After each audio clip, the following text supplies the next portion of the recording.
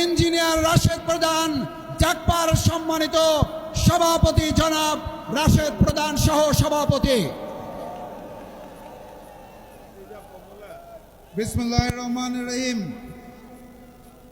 বিক্ষোভ মিছিল পূর্ববর্তী সংক্ষিপ্ত সমাবেশের সম্মানিত সভাপতি, এখানে উপস্থিত 11 দলের শীর্ষ নেতৃবৃন্দ, 11 দলের সর্বস্তরের নেতৃবৃন্দ, আমার সামনে উপস্থিত সমবেত জনতা, মিডিয়ার ভাইরা, প্রশাসনের লোকেরা, সবাইকে জানাই সংগ্রামী সালাম এবং শুভেচ্ছা।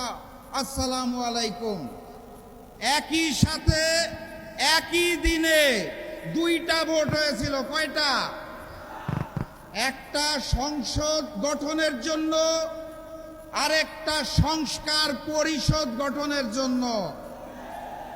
একই দিনের একটা ভোটের শপথ তারা নিয়ে বলেছে হালাল, আরেকটা শপথ না নিয়ে ম্যানেজ ভোটে জয়ী হয়ে বলতে চায় হারাম।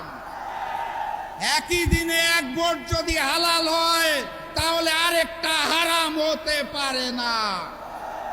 70% জনগণের হ্যাঁ ভোটের রায়কে যারা অস্বীকার করে বেঈমানি করতে চায় তাদের স্থান এই বাংলার মসনদে হবে না ইনশাআল্লাহ।